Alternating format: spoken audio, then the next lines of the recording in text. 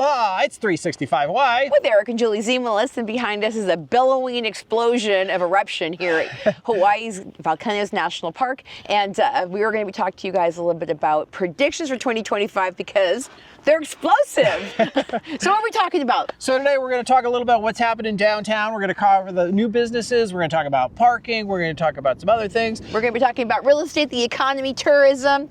We're going to be talking about and the volcano, even on top of that.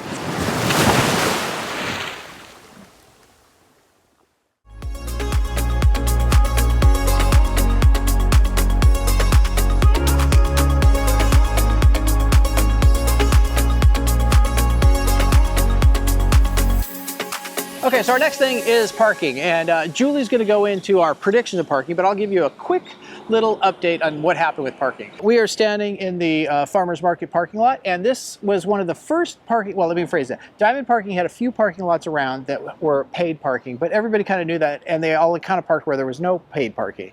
So this lot became paid parking, as well as the one behind Uncle Billy's, and that was kind of the start of it. And then everybody said, "Oh my gosh!" And then so people started moving other places, which caused more stress on like Coconut Grove. And then they said, "Well, we can't do that." And so they also said, "Hey, that's an opportunity," and they also started some expensive paid parking. And then after Coconut Grove did that, then it went over to the Ali'i Sunset Plaza. So now it got to the point that all the parking lots became paid, and some of them with some big price tags. So there is one free county lot left, and that's the one over on Kuakini, and it's above the seawall, kind of behind by the shops over there. And that one, it's a big triangle lot, but the downfall is, since all these other lots are paid for, that everybody goes to that parking lot, and you can barely find a space anymore. But we do have a free parking. So just a little backdrop, in 2024, as these parking issues started escalating, where the prices just kept coming up, a group of concerned citizens and I got together. We put on a public meeting, had about 250 people show up to voice their concerns about the escalating cost of parking downtown and the loss of business. So we asked the new mayor coming in to meet with us, and we would give him some of the ideas that came out of that meeting, and we gave him some solutions. And one of the solutions that he said I could probably get done in the next 100 days is restriping this whole area on top of Coconut Grove. So as you can see right now, all these cars are parking parallel all up and down the street. By adding these horizontal stripes up and down here, we're hoping to increase the capacity up here by at least twice as much. And that way, if you guys are coming to Coconut Grove and you don't want to deal with any of the parking issues, you can park up here for free. We're also trying to get him to understand that this issue isn't quite over, so we're still going to be working on trying to get reasonable pricing for all of downtown. But another idea that he is going to try and implement is doing a one-way street through downtown so that the other side can be free parking as well. So we're looking on free capacity for you guys to be able to park down here a little bit more reasonably, and my prediction is we're going to make it happen.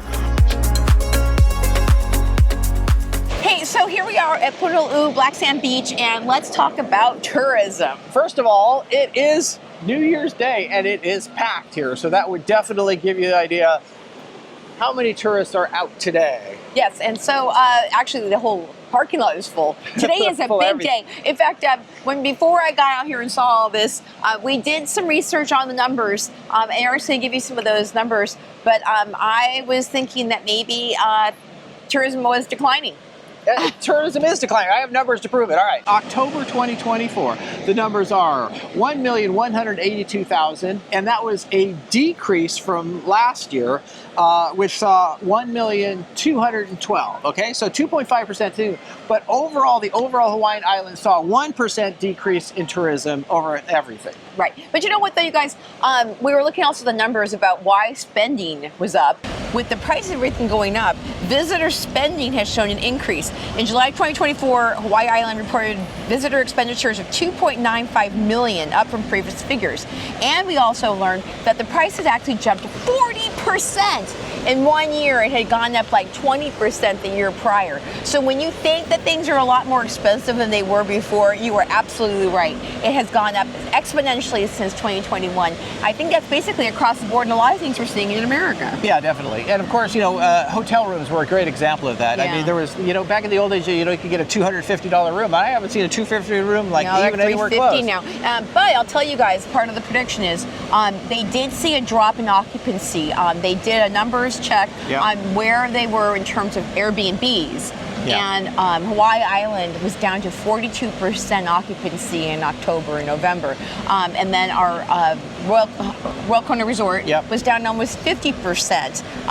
Like earlier, probably in the fall. So there's a little bit of seasonality there, but there's also definitely people saying, you know what, it's getting kind of expensive. That's why I'm laughing, because these guys don't care. They didn't get the moment. They didn't get the memo. If you're going to go to Hawaii, you're going. So maybe that was why there was only like a 1.2% decrease.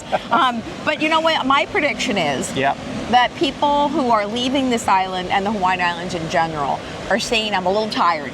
And the reward versus the amount it is to get here is not as good as it used to be. So we might see less tourism next year too. Yeah, because even like the flights, you guys, to get here, my son was trying to get out before January 6th, and you know what? It costs her a family of 4 like $1,800 a person to fly here during the holidays. And then once you get here, then you get your car, and then you get your lodging, which have all gone up, and then the food expenses are pretty high as well. I can say a little something about it. I think they call that surge pricing, right? Because the airlines, it was like really cheap coming up right up until the time of Christmas, and then it went up like 3 times of what it is on top of that. And then after Christmas, it goes down again. So I don't think that's helping, the tourism numbers, because everybody only has certain times to get off. I mean, they got to come during tourism. But I think all those airlines go, we know that's going to be how it is. Right, and as you guys know, Alaska Airlines and Hawaiian have merged, and they're going to be messing with their schedules next year. So keep an eye on that, because I think that they're going to try and say more of the things that go to Hawaii will be run by Hawaiian Airlines, and more to the mainland will be run by Alaska. All right. Yeah, but I do think that people are going to be still looking for opportunities to come here where it doesn't cost an arm and a leg. So you might see yourselves getting here if you're trying to save some money. So March and April or September are usually our shoulder seasons, and also I have to believe that these resorts, if they're running at a 50% occupancy level, I have to believe there's going to be deals to be had. Yes, prediction is prices are going to go down, right? Just because people are going to prices are going to go down unless it's like high season. Yeah, like here, because people want to come. Either way, people are going to come for Christmas. But if you guys are trying to save a buck, definitely do a little bit off season, and also start looking for those deals. I bet you guys are going to start seeing deals probably around March or April. Yep. Let's talk about what's going to happen here at the Kilauea Volcano. All right, so they've had 3 eruptions this year. 2 were small. The one was outside. It was in the southwest rift zone, kind of out of the way, and that one lasted for 8 hours. And the second one only lasted for 5 days. December 23rd at 2:30 in the morning, that's when this thing went off. And it's been going every side. Today is New Year's Day, and it's been kind of goes on, it goes off, it goes on, it goes off. And but at the max, it had a reach of 295 feet for the fountain, and it's right over there. And maybe we're going to try to get to the other side to show you a little bit, and maybe we can show it in there. And it has covered, how many acres has it covered? It's covered 695 acres there in the crater, which is amazing on how much stuff has gone in there. So, predictions. The question is, what's going to happen in the future? And here's my personal thought. My personal thought is that because of, like, in 2018, so much lava went out of the crater that it's still sort of in a building phase. And so we're getting these little bits of, short eruptions is what's happening, has been happening for the last couple of years. And it looks like that will continue. So now the question is, how does that relate to the VOG, right? And this eruption is very VOGgy, and we've been seeing it a lot in Kona. And as a matter of fact, we just did a video on it. You guys can check out that video in the description below. But the VOG is kind of there, so they're not expecting to go for very long. It's not like in the old days when it went from 1983 to 2018. That's not expected. It's just a week or two here is kind of what expected. I could be wrong, but that's the prediction. So you might not know that we're actually realtors with 365 Hawaii team with Real Broker. And so we are going to just talk to you guys real quick about predictions for the real estate market here in West Hawaii for 2025. And there are 4 major aspects of what's going to affect the market right now: interest rates, inventory, demand, and price stabilization. But I don't want to blow you guys' mind. We're not going to go totally deep into this. If you want to learn more, we do have a real estate channel at 365 Hawaii Real Estate Minute, and we do monthly trend updates. But let's talk a little bit about what's happening. So if you're thinking about buying an investment property here in Kona, what you might see is a softening in the real estate prices across single-family homes and condos, but obviously more in the condo department. And one of the things that we can do is work with you to run the numbers to see if it pencils as we start seeing softening in prices prices, but also rising in HOA fees. And as we're talking about this, we're thinking the HOA fees have kind of like at least stabilized a little bit. But with those interest rates, but again, it's going to be sitting at 6.6% now. Not too much worse in the future, but we can also help you make sure that you can see where the difference is in terms of penciling it out. But also with demand, we are already seeing people calling us right now. And I think that when people start hearing that prices are going down and are softening in Hawaii, people on the mainland are thinking, oh, this might be a good place to park my money. So I can interject a little bit. There's still a lot of people out there with money that needed to go someplace. There's still a lot of people that would move here. Limited supply always equals a higher prices, and that's why we're here at this point in our time. Right, and so we are not seeing any new condo complexes being built. And then we are all now seeing like there's no single family home, massive development going on. So demand is still going to remain high, and especially for people who are retiring from states where it's cold in the winter. We're getting a lot of phone calls there. And also from people who, and we've got quite a few people from who are younger who want to put their money into the market now and retire into it 15 years from now.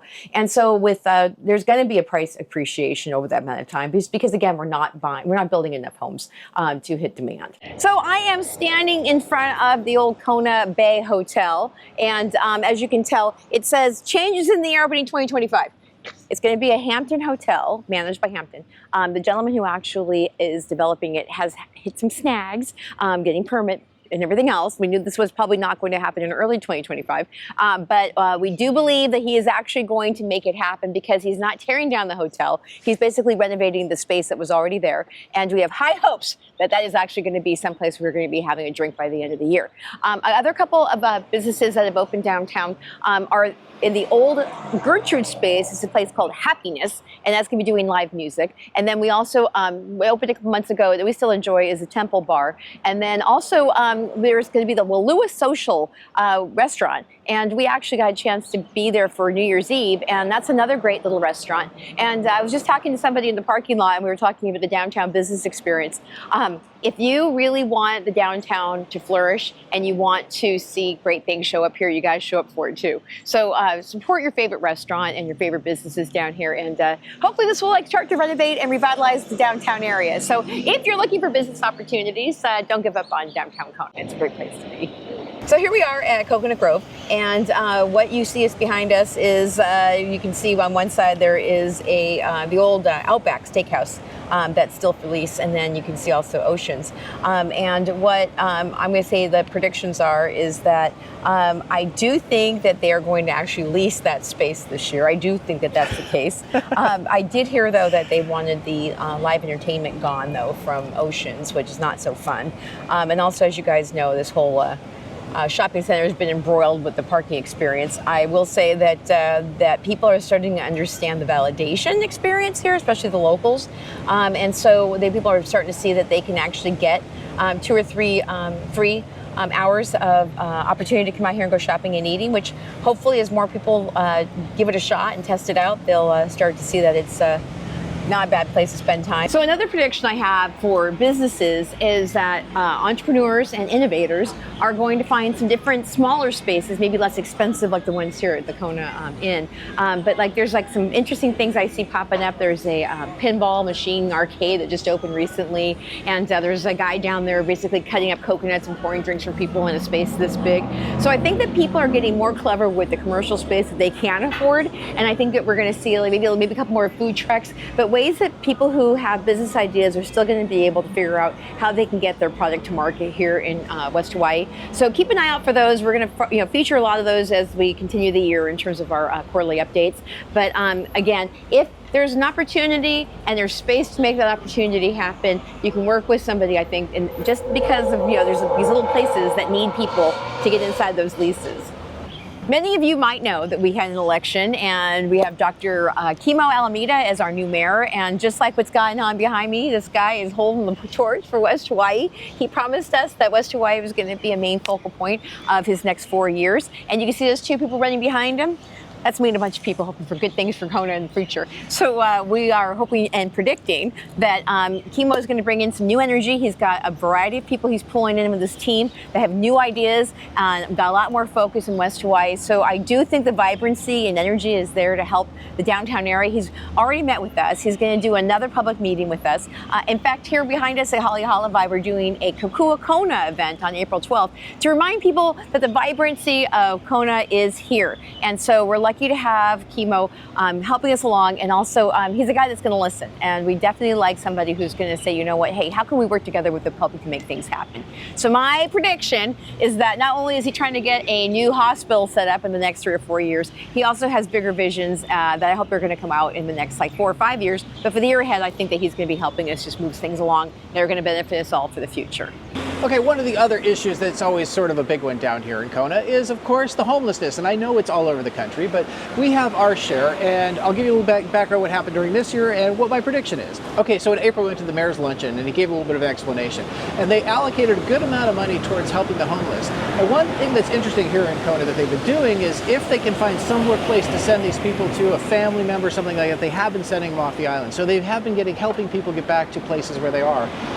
But what the problem is that there's what we hear is Anchorage has been sending more homeless people than they have been able to get off the island. So our homeless population has been going up this year. But the prediction is that they should be able to help continue to get services to help these people, and hopefully that population will go down in 2025. Okay, well, so we have covered a fair amount of good predictions today, and we assume all of them are going to be correct. Right. And also the big prediction is if you come to Big Island in 2025, you're probably most likely going to have a great time. That's right. And we've made it even easier for you to have a great time. We have a treasure trove of videos on this channel. If you guys want to know more about anything to do on this island, we've got over 300 videos. We have been doing one a week for a very long time now. 2018 is when we started. Right. So not only are we the trusted advisors in terms of things to do on this island, but don't forget that we also are experts in helping people move to Hawaii Island. We offer free consulting Zoom calls if you want to get a hold of us, and we'd love to help you. Also, please subscribe to this channel where we offer more information that you can ever think about in terms of business issues and fun things to do in 2025. And we predict that you're going to have an amazing year ahead. So happy 2025, and stay tuned for more fun things on this channel. And with that, we say aloha.